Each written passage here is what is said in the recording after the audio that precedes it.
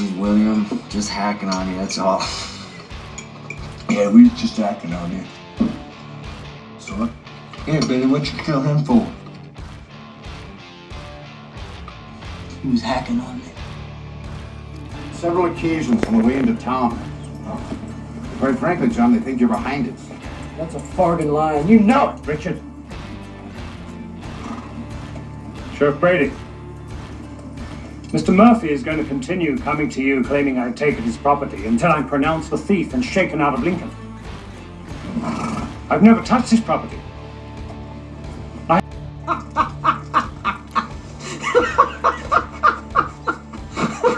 Regulators!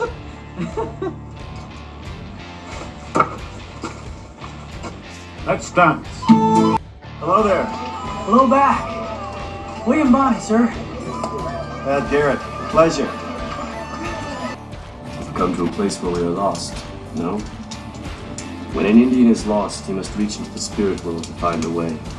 On the spirit road, he'll be shown a sign. This is the way to the spirit road. We're lost right now, but I'll find us the way. Oh, Christ, Jabez, that's all we need is some more of your red-ass Navajo, man. But your Hambo, we're running out of time here, Jabez.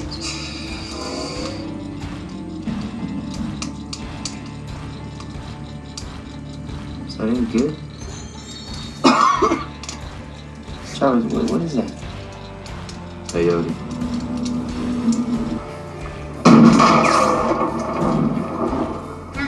You guys see something?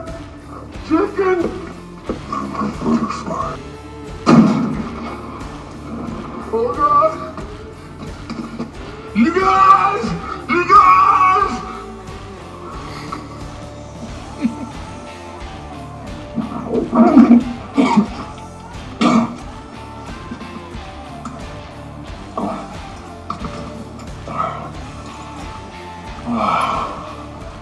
This is great.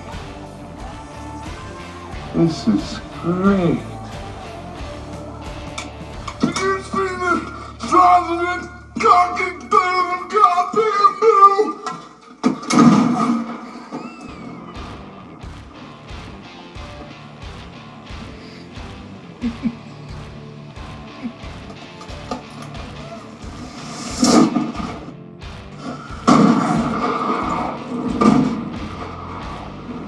I'm her butterfly. She's mine. Bring it on! Saddle up!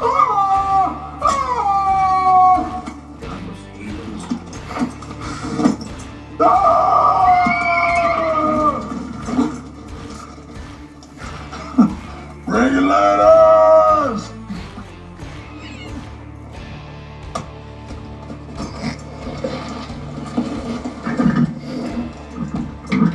Hey, dog. Dog. You see the size of that chicken? This fire.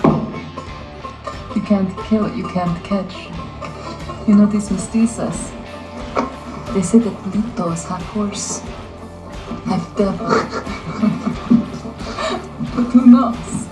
Maybe a strong, big Texas man like you can do. Are you really gonna kill Billy the Kid? Does a horse piss where she pleases? Yeah, if he's man enough to come around here. Is that the gun you're gonna shoot him down with? Can I touch him? Please?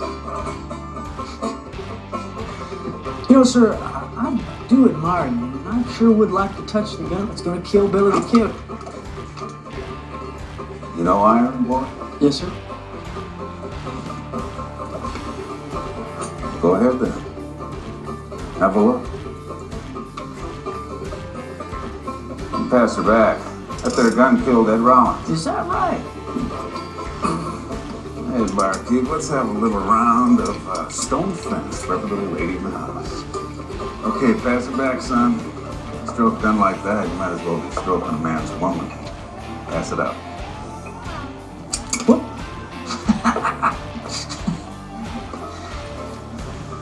All right. Now you best be on your way before you get hurt. I'm leaving right now, and I want to know what to look for in case I run into him. I'll come back and tell you. That was a good-looking kid. Away with the women?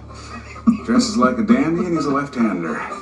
And people say he's fond of whistling sad ballads. Now, you get out there in the street and you see somebody that fits that bill, well, just come whispering to me. Okay.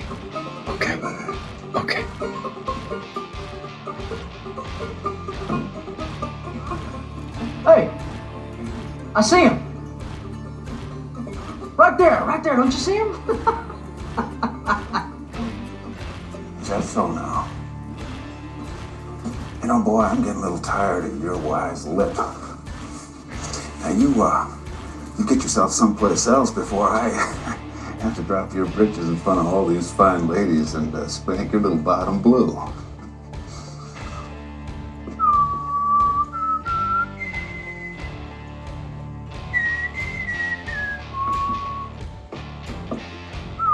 Yeah, sure, you are a testy little cuss.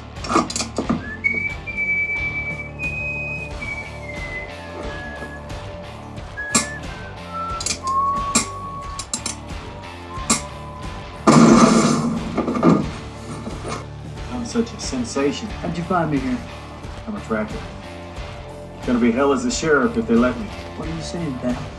The officials have asked me to run. Well, then I'm asking you to run too. That way. Or I'll take your shit and scalp like I did Brady's. Billy, I ain't the law yet. And I ain't here to get your ass hairs out. I come to tell you some bad news about a friend we share. McSween, Tunstall's lawyer. What about Alex? He's gonna die tomorrow. He and his wife at his house. Murphy knows he's coming back to Lincoln tomorrow. They're gonna wait till he's home, then go pay a visit. Time they expect you.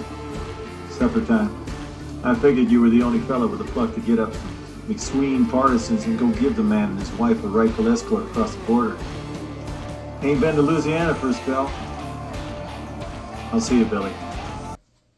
Hey everybody, welcome back to the Trading Post.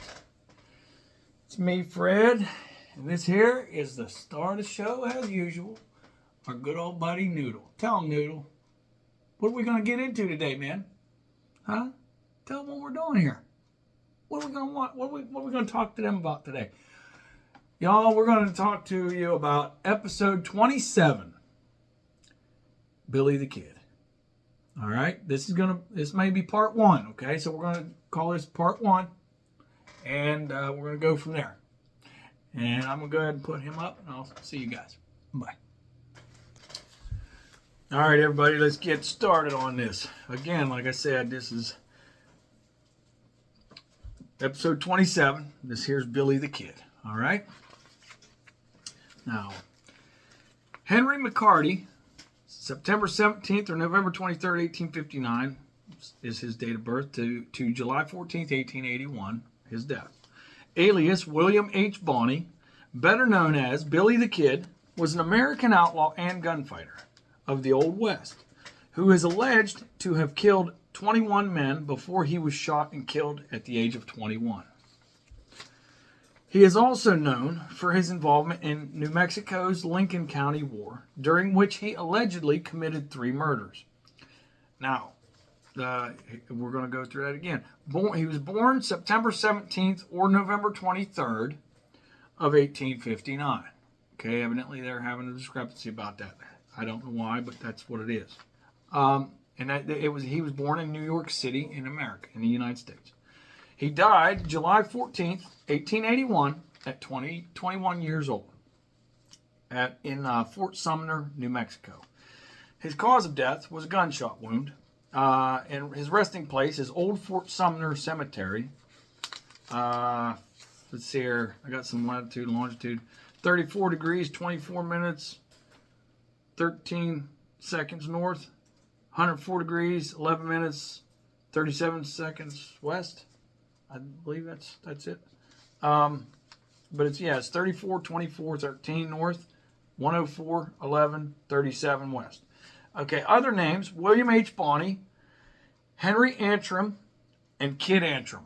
Now, I never heard that. I didn't know that. See, we're learning already, and we just started. Shoot. What else are we going to learn? Okay, his occupations was cattle rustler, cowboy, and ranch hand, gambler, horse thief, and outlaw. He was a pretty busy fellow, wasn't he? Now, we're going to start out here with the beginning of this. As far as, I think it's the beginning of his life, early life. Maybe not, I don't know. We're going to go through this. McCarty was orphaned at the age of 15. His first arrest was for stealing food at the age of 16 in 1875. 10 days later, he robbed a Chinese laundry and was arrested again, but escaped shortly afterwards. He fled from New Mexico Territory into neighboring Arizona Territory, making himself both an outlaw and a federal fugitive. Okay. In 1877, he began to call himself William H. Bonney. After killing a blacksmith during an altercation in August 1877, Bonney became a wanted man in Arizona and returned to New Mexico, where he joined a group of cattle rustlers. He became well known in the region when he joined the Regulators and took part in the Lincoln County War of 1878. He and two other Regulators were later charged with killing 3 men, including Lincoln County Sheriff William J. Brady and one of his deputies. Bonney's notoriety grew in December 1880 when the Las Vegas Gazette in Las Vegas, New Mexico, and the Sun in New York City carried stories about his crimes. Sheriff Pat Garrett captured Bonney later that month. In April 1881, Bonney was tried for and convicted of Brady's murder and was sentenced to hang in May of that year. He escaped from jail on April 28th, killing 2 sheriff's deputies in the process, and evaded capture for more than 2 months. Garrett shot and killed Bonney, by then age 21, in Fort Sumner on July 14th, 1881. Now, during the decades following his death, legends grew that Bonney had survived, and a number of men claimed to be him. Billy the Kid remains one of the most notorious figures from the era, whose life and likeness have been frequently dramatized in Western popular culture. He has been a feature of more than 50 movies and several TV series. Yes, indeed. Yes, indeed. Very popular, very popular. Okay.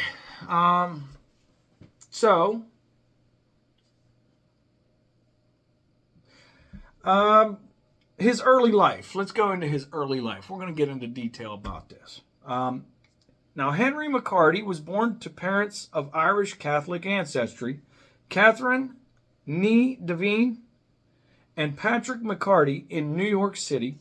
While his birth year has been confirmed as 1859, the exact date of his birth has been disputed as either September 17th or November 23rd of that year, which we've already prior discussed.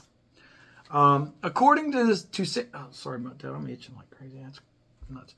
According to St. Peter's Church in Manhattan, he was baptized Patrick Henry McCarty there on September 28, 1859. Census records indicate that his younger brother, Joseph McCarty, was born in 1863. Well, I'll be dang. He had a brother? Yeah, you never hear about his brother. I mean, I guess he wasn't going around shooting everything up, neither was he. That's interesting. It's always nice to learn some more stuff, hey, guys. So following the death of her husband, Catherine McCarty, and her sons moved to Indianapolis, Indiana, where she met William Henry Harrison Antrim. The McCarty family moved with Antrim to Wichita, Kansas in 1870. After moving again a few years later, Catherine married Antrim on March 1st, 1873, at the First Presbyterian Church in Santa Fe, New Mexico Territory, and the McCarty boys served as witnesses. Shortly afterward, the family moved from Santa Fe to Silver City, New Mexico, and Joseph adopted Antrim's surname. Shortly before McCarty's mother died of tuberculosis on September 16th, 1874, William Antrim abandoned the McCarty boys, leaving them orphans. Wow. Shameful, shameful, man. It's a shame. I don't know the situation, circumstances behind this now. I mean, I couldn't see him having a good reason for just doing such as that, you know. Now, you know, we're not gonna branch off on that right now, but we're gonna go into the first crimes. Okay, let's talk about the first crimes. All right, McCarty was 14 years old when his mother died. Sarah Brown, the owner of a boarding house, gave him room and board in exchange for work. On September 16, 1875, McCarty was caught stealing food. 10 days later, McCarty and George Schaefer robbed a Chinese laundry, stealing clothing and 2 pistols. McCarty was charged with theft and jailed. He escaped 2 days later and became a fugitive, as reported in the Silver City Herald the next day. The first story published about him. McCarty located his stepfather and stayed with him until Antrim threw him out. Now, McCarty stole clothing and guns from him. It was the last time the two saw each other. After leaving Antrim, McCarty traveled to southeastern Arizona Territory, where he worked as a ranch hand and gambled his wages in nearby gaming houses.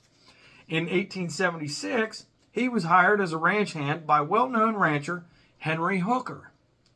During this time, McCarty became acquainted with John R. Mackey, a Scottish-born criminal and former U.S. cavalry private who, following his discharge, remained near the U.S. Army post at Camp Grant, Arizona.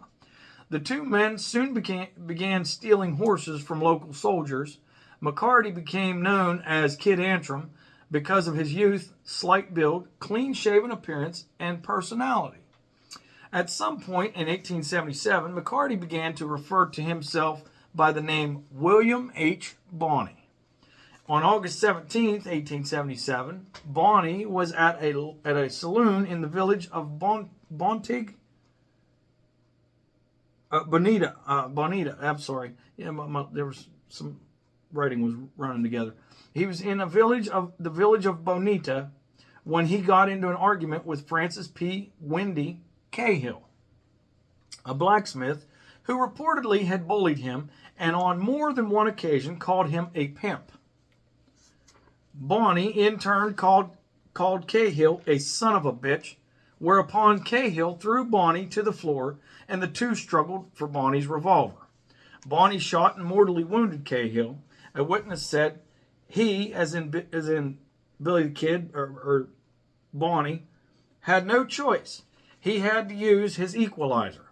Cahill died the following day. Bonney fled but returned a few days later and was apprehended by Miles Wood, the local justice of the peace. He was detained and held in the camp in the Camp Grant guardhouse, but escaped before law enforcement could arrive. Now, Bonney stole a horse and fled Arizona Territory for New Mexico Territory, but Apaches took the horse from him, leaving him to walk many miles to the nearest settlement. At Fort Stanton, starving and near death, he went to the home of a friend and Seven Rivers Warriors gang member, John Jones, whose mother, Barbara, nursed him back to health. After regaining his health, Bonney went to Apache Tejo, a former army post, where he joined a band of rustlers who raided herds owned by cattle magnate John Chisholm in Lincoln County. After he was spotted in Silver City, his involvement with the gang was mentioned in a local newspaper. So he's starting to get a name for himself, isn't he? Now, the Lincoln County War. Let's discuss that, shall we? All right. The Lincoln County War.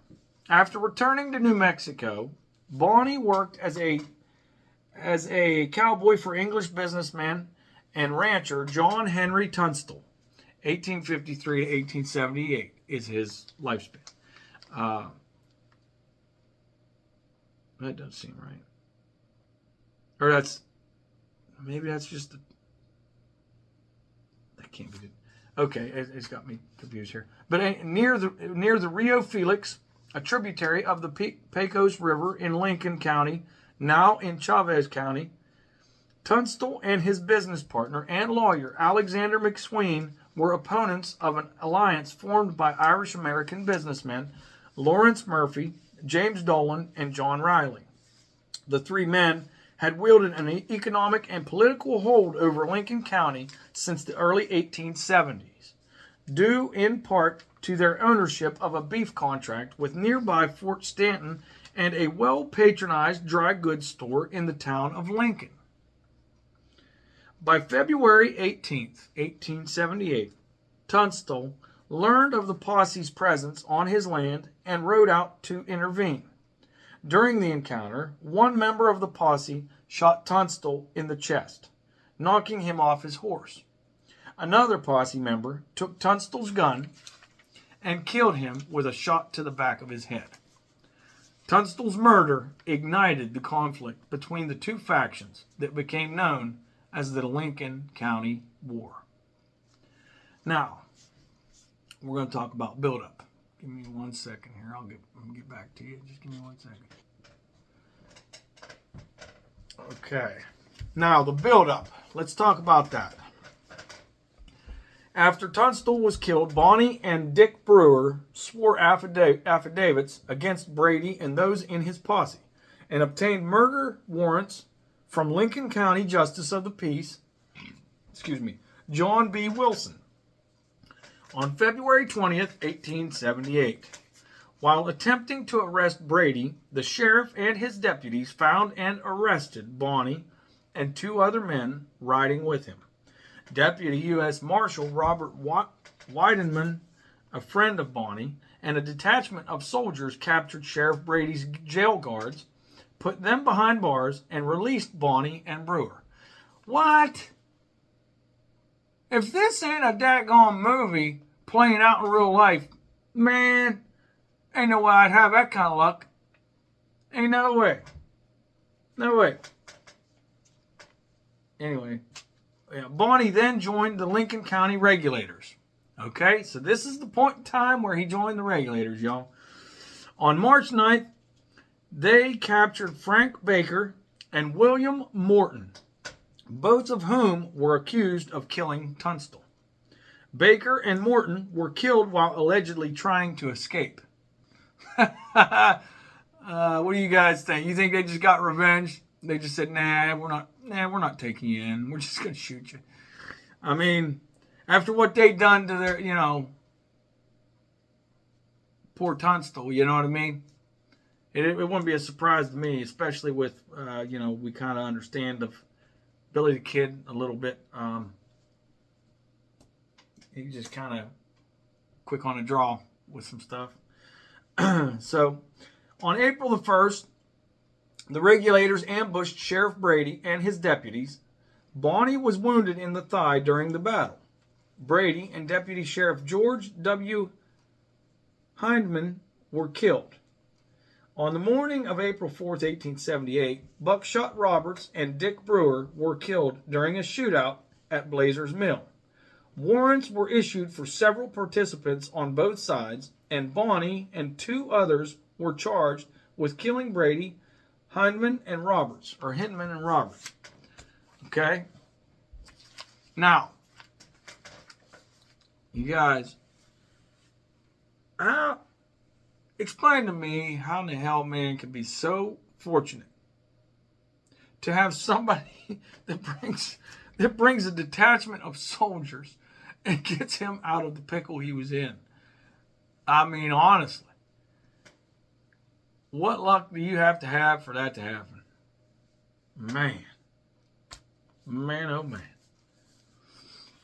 Anyway, I just think that's interesting, Seeing all these little points on this. But anyways, yeah, this is a good one, you guys. This is a good one. I mean, I know I said on every one of them, geez whiz, give me a break. But they're all interesting, okay? They are. They are. Every one of them, they're all interesting. Now, if you guys have anything to add to this, if you have anything you know of or whatever, just throw it in the comments. Email me even if you have to. Okay. As far as it goes, it seems like I haven't been getting some of my comments. I don't know what the heck's going on. I'm trying to figure that out right now. Okay. So I'm trying to figure that out. If I don't get your comment, don't feel like I'm ignoring you, because that's not the case. I haven't seen them. Okay. I want to throw that out there as a quick note right now. But trust me, as soon as I get them, I will respond. I'm just trying to figure out the technical difficulty, whatever it is. Now we're going to go. Listen, we're going to go into the Battle of Lincoln, 1878. On the night of Sunday, July 14th, McSween and the regulators, now a group of 50 or 60, went to Lincoln and stationed themselves in the town among several buildings. That's a big group, guys. 50, 60 people. Yeah, you can do some damage if you're all shooting. My God, that is like a military detachment. I don't know the exact number of I'm trying to think of what that would be to consider a detachment, but that's probably about what it would be in that time. I would think 50 to 60. But at the McSween residence, where Bonnie, Florencio Chavez, Jose Chavez y Chavez, Jim French, Harvey Morris, Tom O'Folliard, and Eugenio Salazar, among others. Another group, led by Marion Chavez and Doc Skurlock, positioned themselves on the roof of a saloon. Henry Newton Brown, Dick Smith, and George Coe defended a nearby adobe bunkhouse. On Tuesday, July 16th, newly appointed Sheriff George Pepin sent sharpshooters to kill the McSween defenders at the saloon. Give me 1 second, guys. I'm sorry. Okay.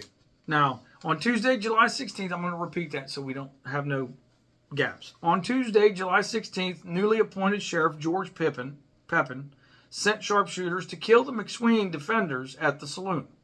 Pepin's men retreated when one of the snipers, Charles Crawford, was killed by Fernando Herrera. Pepin then sent a request for assistance to Colonel Nathan Dudley, commandant of nearby Fort Stanton.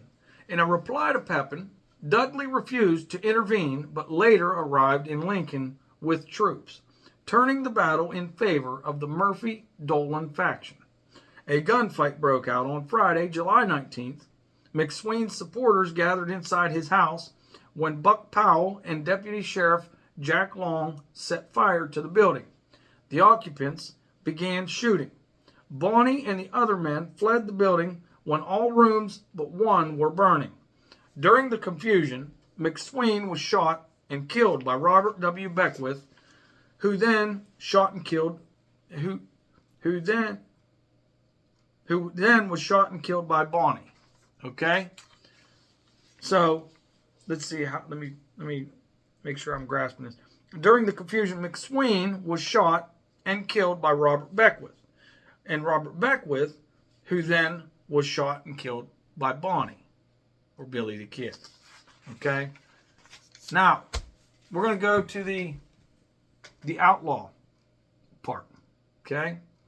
Bonnie and 3 other survivors on the battlefield of Lincoln were near the Mescalero Indian Agency when the agency bookkeeper, Morris Bernstein, was murdered on August 5th, 1878. All 4 were indicted for the murder, despite conflicting evidence that Bernstein had been killed by Constable Atanasio Martinez. All of the indictments except Bonnie's were later quashed. Well, ain't that jacked? Huh? Man, they're just... some of the stuff, you know what I mean? But back in that day, they were a lot different. A lot different, but a lot alike. In their own ways, and in some ways. Just give me a second here, you guys. All right. On October 5th, 1878, U.S. Marshal John Sherman informed newly appointed territorial governor and former Union Army General Lew Wallace that he held warrants for several men, including William H. Antrim, Kid Antrim, William H. Bonney. So therefore, he was trying to cover all aliases known. That way, he wasn't going to have no loophole and get out of it. That's what my assumption is. That's why he said that in that manner. Okay, but was unable to execute them owing to the disturbed condition of affairs in that county, resulting from the acts of a desperate class of men. Okay, a desperate class of men. Well, yeah. Hey, they're doing what they got to do, I guess, to try and survive.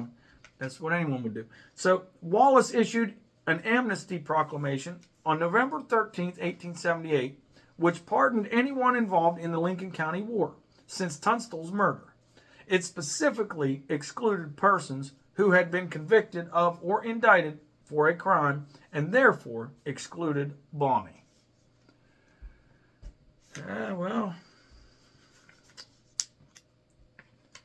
I mean, you guys, what do you say to that? You know what I mean?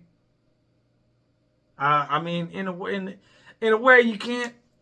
I can't sit here and say that they're in the wrong for not doing it because he did kill people, you know. But I mean, in those days, it's like they looked at it. It was totally different. It's not what today is in the modern world, right? In that day and age, you know, if you had a shootout and you killed somebody, and if you was in the right and they deemed it like a fair fight, you know, then you could walk. You know what I mean? You could go. It seems to me in this one, they may just be trying to grab his coattail, if you know what I'm saying. They're just trying to reel him in because they know he's a problematic person. And he's not going to lay down, you know.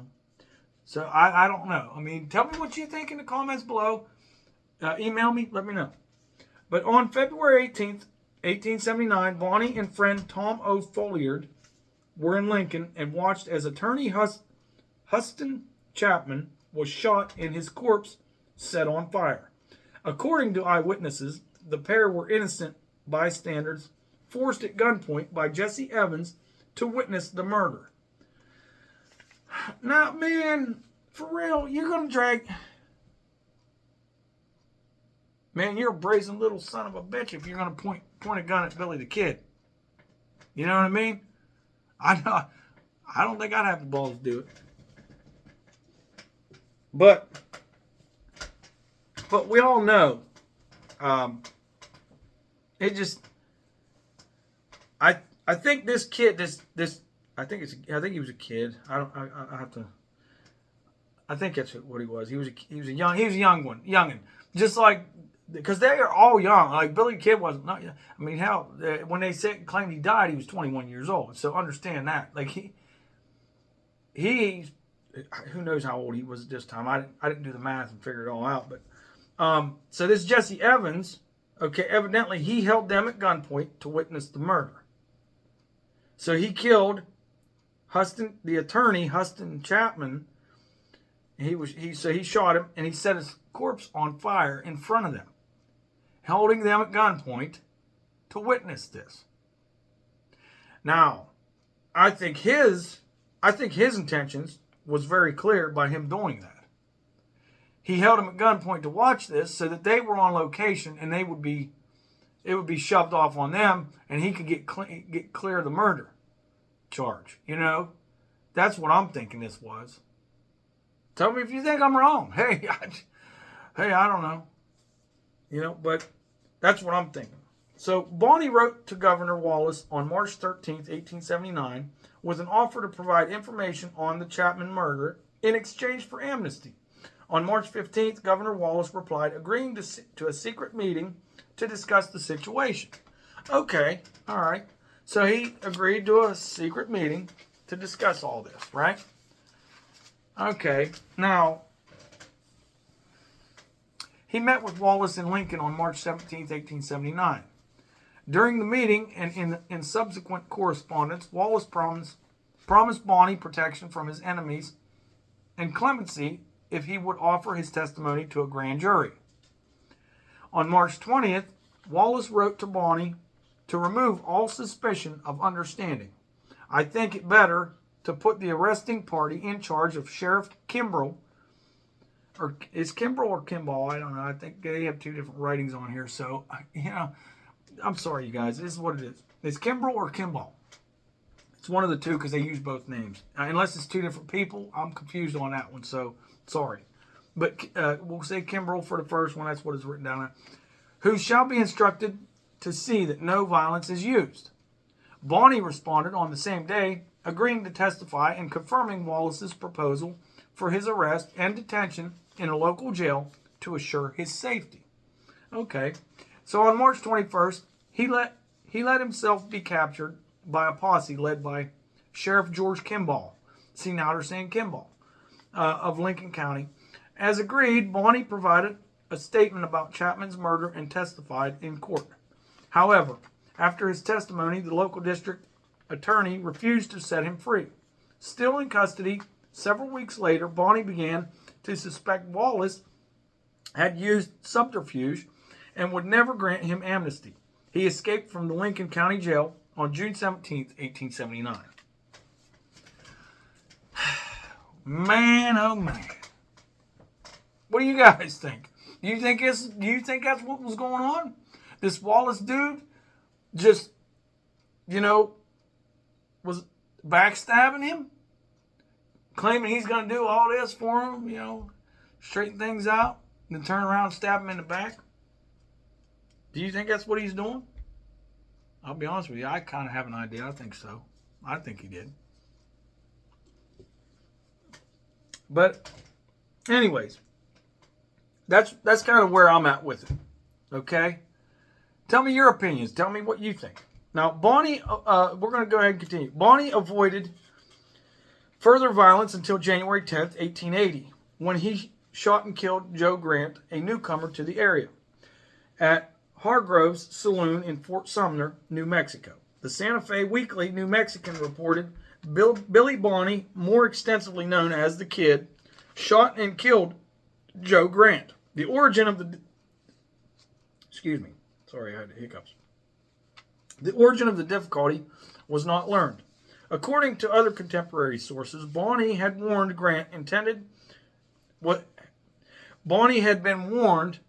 that Grant intended to kill him. He walked up to Grant, told him he admired his revolver, and asked to examine it. Okay, he asked to examine it, right? So, Grant handed it over before returning the pistol, which he noticed contained only 3 cartridges in it. Bonnie positioned the cylinder so the next hammerfall would land on an empty chamber. Grant suddenly pointed his pistol at Bonnie's face and pulled the trigger. When it failed to fire, he drew his own weapon and shot Grant in the head. A reporter for the Las Vegas Optic quoted Bonnie as saying the encounter was a game of 2 and I got there first. Basically, he's saying he thought he was smart, but I outsmarted this idiot. And now he paid for it. So, that's my take on that. Think of it what you will. Now, in 1880, Bonnie formed a friendship with a rancher named Jim Greathouse, who later introduced him to Dave Rudabaugh. On November 29th, 1880, Bonnie, Rudabaugh, and Billy Wilson ran from a posse led by Sheriff's Deputy James Carlisle. Cornered at Greathouse's ranch, he told the posse they were holding Greathouse as a hostage. Okay? Carlisle offered to exchange places with Greathouse, and Bonnie accepted the offer. Carlisle later attempted to escape by jumping through a window, but he was shot 3 times and killed. The shootout ended in a standoff. The posse withdrew, and Bonnie, Rudabaugh, and Wilson rode away. A few weeks after the Greathouse incident, Bonnie, Rudabaugh, Wilson, O'Filliard, Charlie Beaudry, and Tom Pickett rode into Fort Sumner.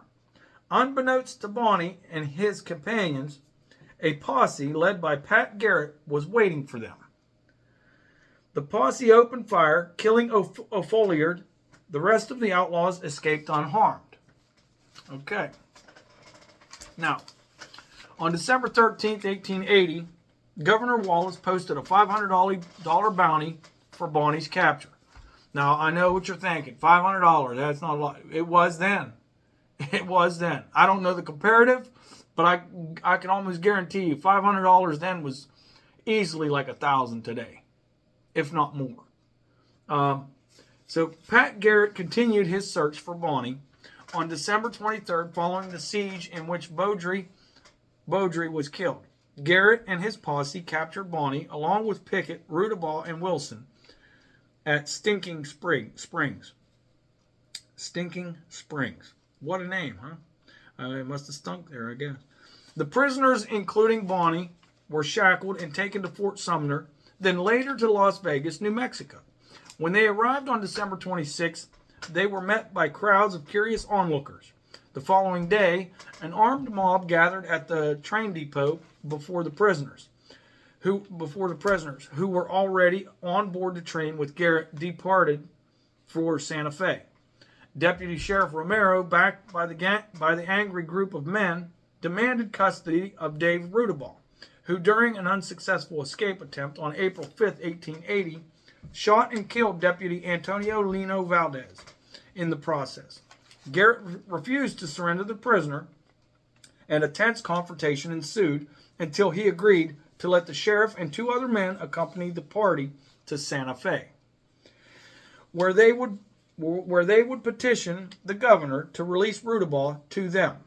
In a later interview with a reporter, Bonnie said he was unafraid during the incident, saying, "If I only had my Winchester, I'd pick the whole crowd."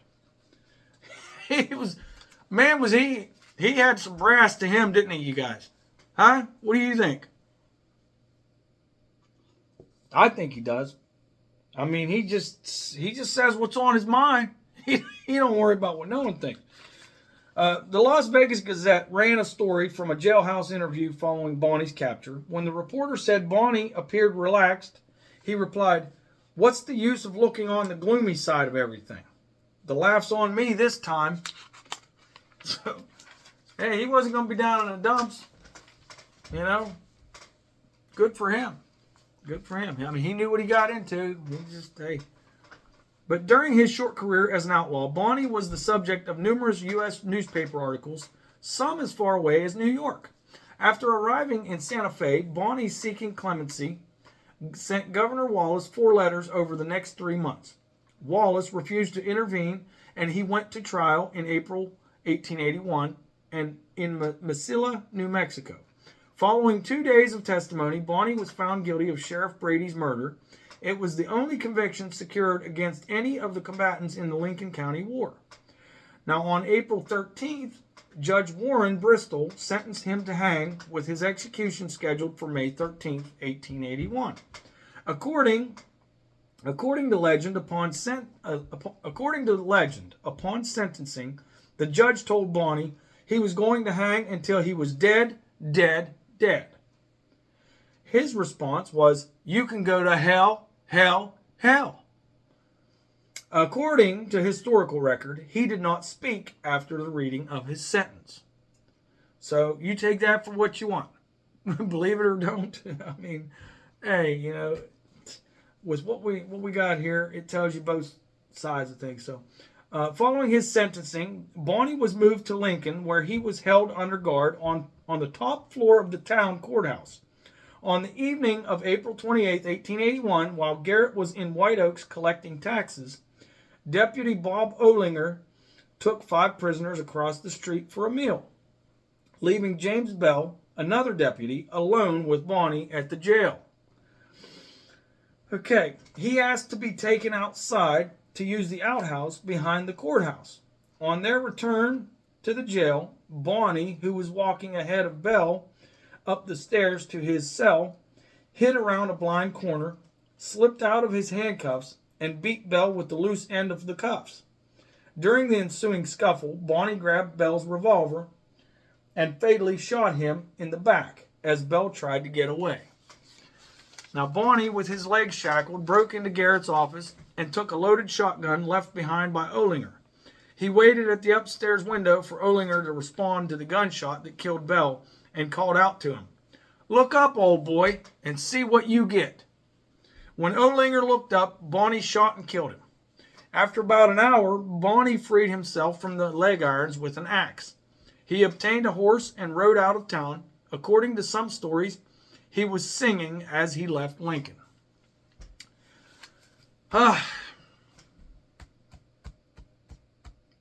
You guys, what a story, huh? This dude is something else, man. What do you guys think? I mean, honestly. It does make you laugh. If he did say this stuff, you know, I mean, they didn't contest the one where he said, "Look up, old boy, and see what you get." They didn't contest that. They're just contesting the one in the court. So, who knows? Maybe it could have been a newspaper publisher or something, maybe dressed it up a little bit, you know, make it sound better. And maybe he didn't say anything. Who knows? But, okay, give me 1 second, you guys. Just one more second. All right, you guys, let's go into his recapture and death. All right? While Bonnie was on the run, Governor Wallace placed a new $500 bounty on the fugitive's head. Almost 3 months after his escape, Garrett responded to rumors that Bonnie was in the vicinity of Fort Sumner. Left Lincoln with 2 deputies on July 14, 1881, to question resident Pete Maxwell, a friend of Bonnie's. Maxwell, son of land baron Lucian Maxwell, spoke with Garrett the same day for several hours. Around midnight, the pair sat in Maxwell's darkened bedroom when Bonnie unexpectedly entered. Accounts vary as to the course of events. According to the canonical version, as he entered the room, Bonnie failed to recognize Garrett due to the poor lighting. Drawing his revolver and backing away, Bonnie asked, "Quién es? ¿Quién es?" in Spanish, for who is it? Recognizing Bonnie's voice, Garrett drew his revolver and fired twice. The first bullet struck Bonnie in the chest, just above the heart, while the second missed. Garrett's account leaves it unclear whether Bonnie was killed instantly or took some time to die. Okay, now a few hours later, a local justice of the peace assembled a coroner's jury of 6 people. The jury members interviewed Maxwell and Garrett, and Bonnie's body and the location of the shooting were examined. The jury certified the body as Bonnie's, and according to a local newspaper, the jury foreman said, "It was the kid's body that we examined. Bonnie was given a wake by candlelight. He was buried the next day, and his grave was denoted with a wooden marker." 5 days later, after Bonnie's killing, Garrett traveled to Santa Fe, New Mexico, to collect the $500 reward offered by Governor Lew Wallace for his capture, dead or alive. William G. Rich, the acting New Mexico governor, refused to pay the reward. Well, that's jacked up, don't you think? Over the next few weeks, the residents of Las Vegas, Mesilla, Santa Fe, White Oaks, and other New Mexico cities raised over $7,000 in reward money for Garrett. A year and 4 days after Bonnie's death, the New Mexico Territorial Legislature passed a special act to grant Garrett the $500 bounty reward promised by Governor Wallace. Because people had begun to claim Garrett unfairly ambushed Bonnie, Garrett felt the need to tell his side of the story and called upon his friend journalist Marshall Upson to ghostwrite a book for him. The book, The Authentic Life of Billy the Kid, was first published in April 1882. Although only a few copies sold following its release, in time it became a reference for later historians who wrote about Bonnie's life. Now, we're going to go into the last bit of it, you guys, okay? Rumors of survival. Over time, legends grew claiming that Bonnie was not killed and that Garrett staged the incident and death out of friendship so that Bonnie could evade the law. During the next 50 years, a number of men claimed they were Billy the Kid. Most of these claims were easily disproven, but 2 have remained topics of discussion and debate. In 1948, a Central Texas man, Ollie P. Roberts, also known as Brushy Bill Roberts, began claiming he was Billy the Kid and went before New Mexico Governor Thomas J. Mabry seeking a pardon. Mabry dismissed Roberts' claims, and Roberts died shortly afterward. Nevertheless, Hico, Texas, Roberts' town of residence, capitalized on his claim by opening a Billy the Kid museum, which I'm assuming is still there to this day. You could probably go visit. Look it up, check it out if you want. Now, John Miller, an Arizona man, also claimed he was Bonnie. This was unsupported by his family until 1938. Sometime after his death, Miller's body was buried in the state-owned Arizona Pioneers Home Cemetery in Prescott, Arizona, in May 2005. Miller's teeth and bones were exhumed and examined without permission from the state. Ooh, big no-no. DNA samples from the remains were sent to a laboratory in Dallas and tested to compare Miller's DNA with blood samples obtained from floorboards in the old Lincoln County Courthouse and a bench where Bonnie's body allegedly was placed after he was shot. According to a July 2015 article in the Washington Post, the lab results were useless. In 2004, researchers sought to exhume the remains of Catherine Antrim, Bonnie's mother, whose DNA would be tested and compared with that of the body buried in William Bonnie's grave. As of 2012, her body had not been exhumed.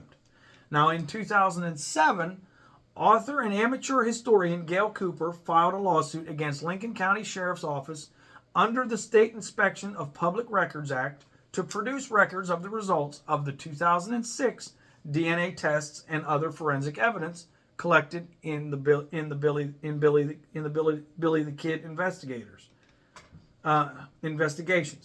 In April 2012, 133 pages of documents were provided. They offered no conclusive evidence confirming or disproving the generally accepted story of Garrett's killing of Bonnie, but confirmed the record's existence and that they could have been produced earlier. Now, in 2014, Cooper was awarded $100,000 in punitive damages, but the decision was later overturned by the New Mexico Court of Appeals. The lawsuit ultimately cost Lincoln County nearly $300,000. That's a lot of money there, a lot of beans. Okay, now in February 2015, this is the final little bit of it, you guys, okay? I hope you all hung in here. In February 2015, historian Robert Stahl petitioned the district court in Fort Sumner asking the state of New Mexico to issue a death certificate for Bonnie. In 2015, Stahl filed suit in New Mexico Supreme Court. The suit asked the court to order the state's Office of the Medical Investigator to officially certify Bonnie's death under New Mexico state law. Now, you guys, I didn't have no answer for that one. That's where it ended. That's where it cut us off. So we're all hanging here, wondering what the hell's going on. Wow, you guys. Look, let's see here. What was that? It said here just prior to this. It says, okay, let me read this one more time because I want to grasp this. And I want you guys to grasp it too. In April 2012, 133 pages of documents were provided. They offered no conclusive evidence confirming or disproving the generally accepted story of Garrett's killing of Bonnie, but confirmed the record's existence and that they could have been produced earlier. So it offered no conclusive evidence to prove or disprove his theory of him killing Billy the Kid. So it's no wonder that these, I don't know what you want to call it, these theories of him surviving, it's no wonder they still survive. You know what I mean? Because we just don't really know. As far as I know, it only went up to like 2017, I think, was on there. It didn't have nothing newer on there. I'm sorry, you guys. Maybe if you want, I can try to do a second one. Maybe I research some more stuff. See what I can dig up if there's anything else that's more recent. Maybe they did find something out. Maybe they didn't. I don't know. I'm sorry to leave you hanging like that, but that's what I got. Okay? I dug in and I got what I could get. But anyways, y'all, let's think about this. As far as the points in this whole story of his life, like, I mean, just, my God, he escaped how many times? You know? He escaped by the skin of his butt, you know what I mean? But he did it consistently. He knew how to get away. Got to give him credit for that, you know? He knew how to get away. So as far as it goes, the whole story with Pat Garrett killing him, you know, and I mean the theory of them, you know, being friends, and he probably maybe did set that up to where it looked like he did, but he didn't, you know. I'm kind of like 50-50 with it, you know. I don't know. You can go either way with it. And there's nothing to prove or disprove it. So where are we at with that? We're at a cliffhanger with it, you know. Man, it's such a good story too. It really is. This is like we've all heard of Billy the Kid, man. If you haven't heard of Billy the Kid, you live under a damn rock somewhere. I mean, honestly, his story is legend, you know, living legend story. And, well, I mean, he's not living now, but you know, whether he did after the fact, they said he didn't or not, who knows? But you guys, I love doing this episode, and I tried to get you guys some good stuff on here prior to me even getting on. And I hope you all enjoy it. Okay? And again, this is the Trading Post. And like we always say, live, laugh, and love. Because tomorrow's not promised to anyone. Okay? Find your truths out there, people. Find your truth. All right? And we'll see you on the next one. I hope you enjoyed this. Goodbye.